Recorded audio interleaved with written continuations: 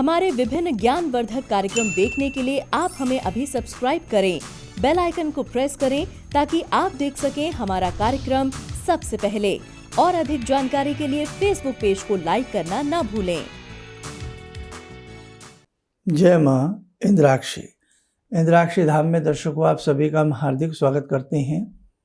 आज के दिन जिन जातकों का जन्म दिवस है, मैरिज एनिवर्सरी है, उन सभी को हमारी तरफ से बहुत बहुत शुभकामनाएं। आज हम बात करने वाले हैं, आपने हमारे मुंह से भी सुना होगा और बहुत लोगों से सुना होगा, राजयोग। तो कई बार आप लोग हंस पड़ते हैं जब आपकी कुंडली में कोई आपको कहता है कि आपको तो राजयोग है।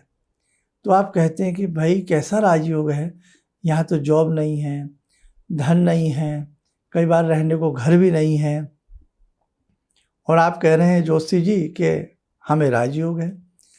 तो ये राजयोग भंग भी होता है, राजयोग है भी और राजयोग भंग भी हो रहा है। तो यदि आपकी कुंडली में राजयोग भंग है तो उस राजयोग का आपको फल नहीं मिलेगा। और कई बार किसी विद्यार्थी ने, हम सब विद्यार्थी ही हैं, जीवन भर किसी भी सब्जेक्ट को चाहे 10 जन्म पढ़ते रहिए, वो विद्या तो समाप्त नहीं होती, अनुभव बढ़ते रहते हैं। तो ऐसे ही कई बार विद्यार्थी ने एक पक्ष पढ़ा होता है कि राजयोग ऐसे बनता है, लेकिन दूसरा पक्ष नहीं पढ़ा होता कि राजयोग भंग भी होता है। तो आज हम कुछ चीज़ें राजयोग भंग कैसे होता है वो आपको बताएंगे। आइए पहले आज का हम पंचांग देख लेते हैं। 30 सितंबर सन 2021, दिन बृहस्पतिवार, आश्विन माह, कृष्ण पक्ष, संवत 2078, तिथि आज नौमी श्राद्ध है, नौमी का 9वां, नक्षत्र पुनर्वसु, राहु काल 1:30 से 3, दिशा सूर्य दक्षिण दिशा। तो राजयोग भंग जो होता है वो कौन से ऐसे सूत्र हैं? वैसे तो अनेकों सूत्र हैं, लेकिन मैं केवल 2-4 आसान सूत्र आपको बता रहा हूँ जो आपको याद रह सके। आइए जानें और उन्हें लिख लें। जातक तत्वम के अनुसार आइए हम बताएं राजयोग भंग होने के कुछ नियम। नंबर 1, नवम, दशम और एकादश स्थान के स्वामी अपनी नीच राशि में यदि होते हैं तो राजयोग भंग हो जाता है। नंबर 2, भद्रा, व्यतिपात या कांति साम्य के समय यदि किसी जातक का जन्म होता है, यदि किसी व्यक्ति की कुंडली में राजयोग बना हुआ है लेकिन उसका जन्म भद्रा, व्यतिपात या कांति साम्य के समय हुआ है तो भी राजयोग भंग हो जाता है। चंद्रमा यदि अपने परम नीच अंशों में होते हैं या परम नीच नवांश में होते हैं किसी भी जातक की कुंडली में तो भी राजयोग भंग हो जाता है। एक पॉइंट और सुन लें, सूर्य परम नीच भाव में हो तो भी राजयोग भंग हो जाता है।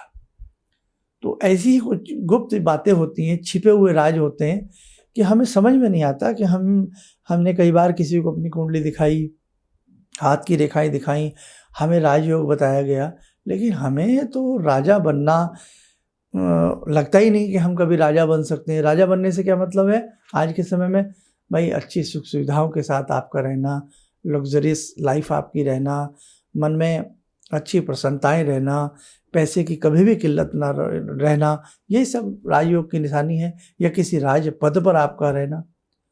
तो कहने का भाव, जीवन में श्रेष्ठतम सुख, जीवन में श्रेष्ठतम क्षण हमें कभी प्राप्ति नहीं हुए तो हम कैसे माने? तो हो सकता है सूर्य परम नीच के हों, हो सकता है व्यतिपात आदि योग में आपका जन्म हुआ हो। तो ये सब चीज़ें हैं, और भी ऐसे कम से कम 15-20 पॉइंट्स हैं जिनके आधार पर हम ये जान सकते हैं कि राजयोग भंग होता है। तो आज मैंने 2-4 पॉइंट बताए हैं, लेकिन आपको ये समझाया है कि ज्योतिष जब हम सीख रहे होते हैं तो एक ही पहलू नहीं, हमें दोनों पहलू देखे जाते हैं। अब जैसे हर स्थिति में घी खाना बहुत अच्छा होता है, लेकिन बहुत लोगों के लिए वही देसी घी नहीं उनको सूटेबल आता, या शहद है, शहद बहुत अच्छा होता है लेकिन देसी घी के साथ शहद का संयोजन अच्छा नहीं होता। तो ऐसे ही कई बार एक योग है और दूसरे योग के उत्पन्न होने से वो योग अब निष्फल हो जाता है, अपना कार्य करना छोड़ देता है। तो आज हमने आपको ये बताया, और इसी के साथ साथ और ऐसे बहुत सारी दिलचस्प सब्जेक्ट हैं ज्योतिष में, हाथ की रेखाओं में, वास्तुशास्त्र में। उसके लिए आप हमारे ख़ास तौर से जो मुख्य चैनल है उससे आप ज़रूर जुड़े रहना, जो हमारे नाम से है प्रोफेसर धर्मेंद्र शर्मा। एक चैनल है हमारा इंद्राक्षी धाम, ठीक है, तो उस पर तो अभी कुछ ऐसी चीज़ें नहीं जा पा रही हैं नई, जो आगे आगे आने वाले समय में इंद्राक्षी धाम का ब्यौरा, इंद्राक्षी धाम के बारे में, उसमें बहुत सारी चीज़ें हम अपडेट करते चले जाएंगे। अभी ज़रा समय अभाव के कारण उस पर हम कुछ ऐसा नहीं दे पा रहे, लेकिन जो हमारे नाम से चैनल है, आप यदि किसी को राय भी देना चाहते हैं कि भाई शर्मा जी से आप जुड़िए, तो आप हमारा नाम बता दीजिए। ये चाहे पंडित धर्मेंद्र शर्मा के नाम से वो चैनल को खोज लें या प्रोफेसर धर्मेंद्र शर्मा के नाम से चैनल को खोज लें, उस चैनल से इस चैनल को जो मुख्य चैनल है इससे आप जरूर जुड़े रहिए, अगर ज्योतिष या और बहुत सारी अनेकों बातों के इस प्रकार के सब्जेक्ट आपको सुनने हैं। आइए साथियों, समय हो चला आज की ध्यानमाला का। आज की ध्यानमाला में हम जुड़ते हैं भगवान श्री कृष्ण से। ओम करारविंदे न पदारविंदम मुखारविंदे विनिवेशयन्तम वटस्य पत्रस्य पुटे शयानं बालामुकुन्दं मनसा स्मरामि, बालामुकुन्दं मनसा स्मरामि। कस्तूरीतिलकं ललाटपटले वक्षस्थले कौस्तुभं नासाग्रे वरमौक्तिकं करतले वेणुकरे कङ्कणं सर्वाङ्गे हरिचन्दनं सुललितं कंठे च मुक्तावले गोपास्ति परिवेष्टितो विजयते गोपालचूडामणि शान्ताकारं भुजगशयनं पद्मनाभं सुरेशं विश्वाधारं गगनसदृशं मेघवर्णं शुभांगं लक्ष्मीकान्तं कमलनयनं योगवृद्ध्यानगम्यं वन्दे विष्णुं भवभयहरं सर्वलोकैकनाथम्। आइए कवच बना लें, मुरली मनोहर का शुभ आशीष हम सबके ऊपर बरस रहा है।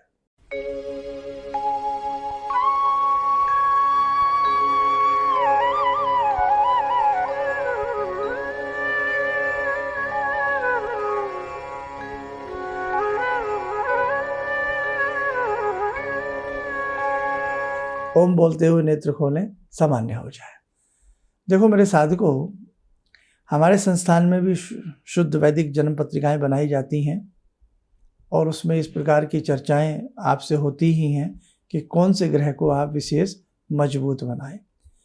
जन्म पत्रिका बहुत लोग हमारे संस्थान में बनवाते हैं, बस इतना कहूँगा, शुद्ध टाइम आपको अपना पता होना चाहिए। यदि शुद्ध समय आपको मालूम नहीं है, बिल्कुल एक्यूरेट, अगर देखो 10-20 मिनट में होता है तो वहाँ तो चेक कर लिया जाता, लेकिन 2-4 घंटे का कन्फ्यूज़न है, डेट का कन्फ्यूज़न है, तो कदापि जन्म पत्रिका ना बनवाएं।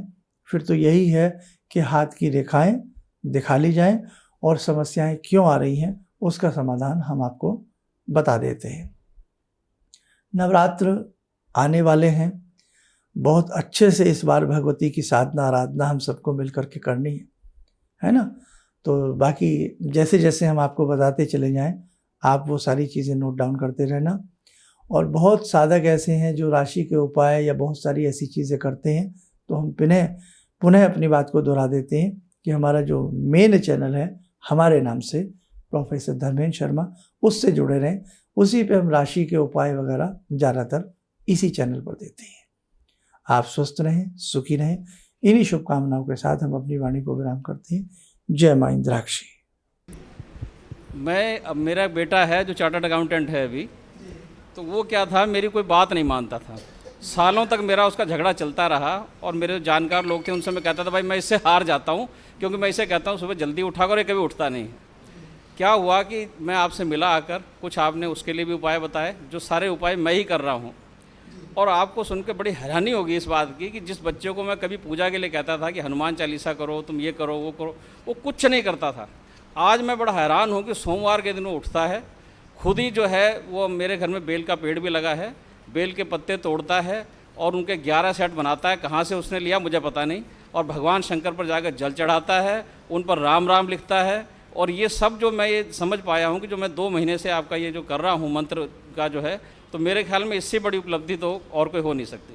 धन्यवाद। किसी भी समस्या के समाधान के लिए मिले प्रसिद्ध हस्तरेखा एवं वास्तु विशेषज्ञ प्रोफेसर धर्मेंद्र शर्मा जी से। नोट: शिविर में भाग लेने हेतु एवं व्यक्तिगत रूप से मिलने के लिए कॉल करने का समय सुबह 10 बजे से शाम 6 बजे तक। हमारे विभिन्न ज्ञानवर्धक कार्यक्रम देखने के लिए आप हमें अभी सब्सक्राइब करें, बेल आइकन को प्रेस करें ताकि आप देख सकें हमारा कार्यक्रम सबसे पहले। और अधिक जानकारी के लिए फेसबुक पेज को लाइक करना न भूलें।